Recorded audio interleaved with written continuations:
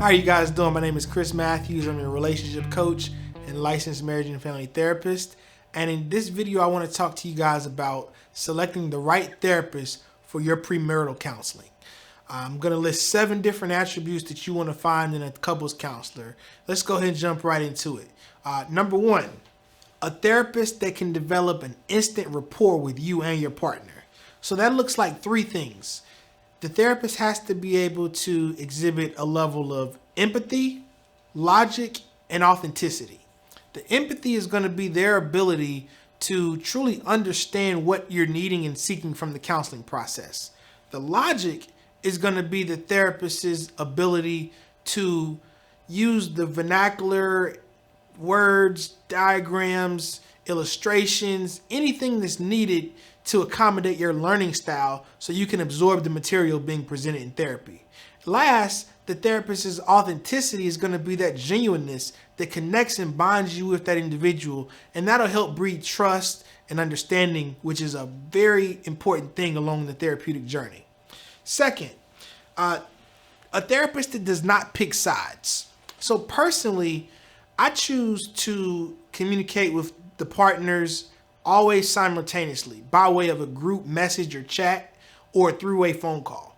I do that at the beginning of the process so the clients know that I'm not choosing one partner over the other and I'm not picking a side. Another way you can ensure that your therapist doesn't pick a side, pick a therapist that neither of you guys know.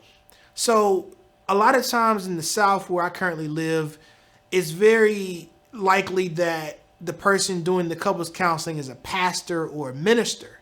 Don't select your pastor or minister because they already have a relationship or rapport with one or you both. Select someone that doesn't know either of you. That's going to make sure that the sides aren't being picked. Also, some clients have concerns of gender. If your male partner feels like if you seek out a female therapist that you and him or you and her are going to gang up on them, then you might want to select a male partner, a male therapist for your male partner. So make sure that you have that dialogue or conversation about gender, race.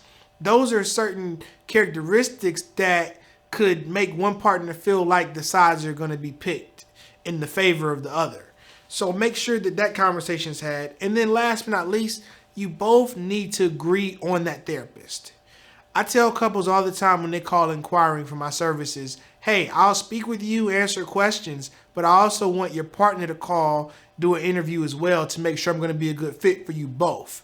Because good couples counselors don't treat 2 individuals. They treat the shared space that those individuals have together. They treat the couple, you and your partner, as a unit. So you guys together make up the client, not 2 separate people. Another characteristic you want to look for in selecting your couples counselor, make sure they're more than just a listener. I hear all the time horror stories of how clients have sought out a therapist, paid a bunch of money, and all the therapist did was listen. The therapist gave them no tools, techniques, or procedures that could actually help with the problem. So make sure that the therapist uses proven tools, techniques. They expand on the knowledge that they obtain from some level of training, whether it be coaching courses or formal education as a licensed marriage and family therapist or a counselor. You also want to make sure that that therapist does more than listening when it comes to keeping the space secure.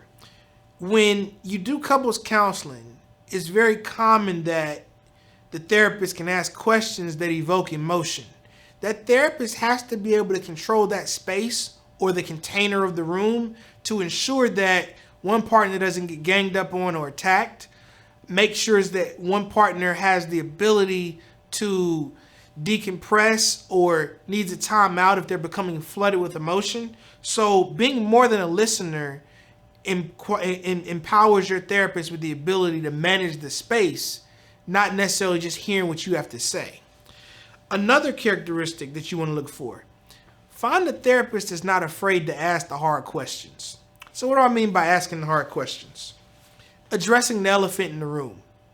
So a lot of times when couples come into therapy, it could be for a variety of reasons. The therapist needs to ask questions like, hey, do you guys want to stay together? Are you guys ambivalent about being in a relationship? what do you believe is going to be the major factors that could break you guys up? Being secure in asking the questions takes work from the therapist, and it also requires experience. The therapist's job is not to break couples up. It's not their job to put couples back together. At the end of the day, your couples counselor needs to work with you and your partner to come to some type of outcome.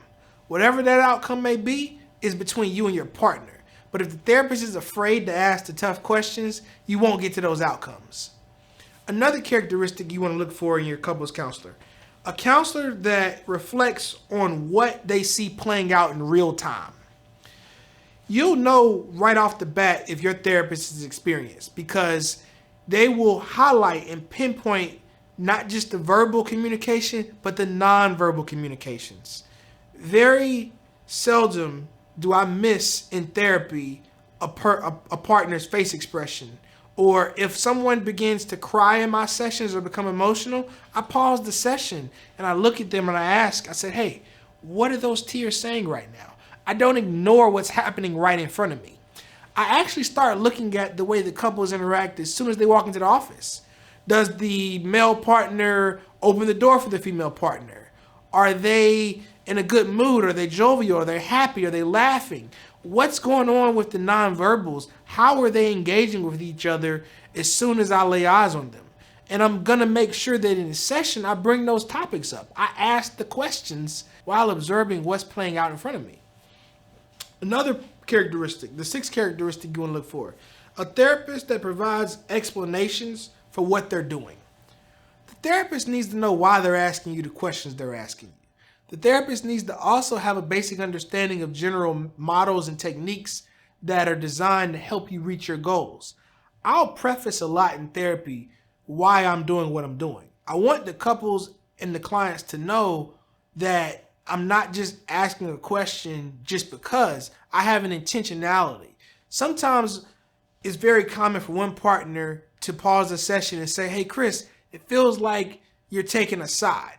And I'll explain to them that the goal may not be to take a side, but to apply a little bit of pressure on one partner to get a reaction or to help them reach that outcome. So the goal of therapy, like I said earlier, is to produce something. If you're paying money and time, you need to get value out of it. So if the therapist is unable to explain to you why they're doing what they're doing, then I promise you they're probably just flying by the seat of their pants. And that's not a professional you need to be investing a bunch of money and time with. The last characteristic: make sure your couples counselor helps you and your partner become your own couples counselors. What do I mean by that? At the end of the day, therapy is going to have a conclusion. That therapeutic process should conclude with you and your partner having the skills to manage your own relationship without therapy. So the therapist needs to make sure that they're helping you create new rules of engagement. The therapist also needs to give you the tools and techniques to identify and prevent future problems from arising in your marriage or relationship. This is very important that you apply these skills and techniques from this video in selecting the appropriate therapist so you don't waste your money or time. I hope this video is helpful. Please subscribe to the channel, Relationship Counseling Tools. Also, look at other videos that talk about characteristics that you want to look for when seeking out a therapist. Once again, my name is Chris Matthews, your relationship coach and licensed marriage and family therapist, and I look forward to seeing you on the other side. No, you can never go back.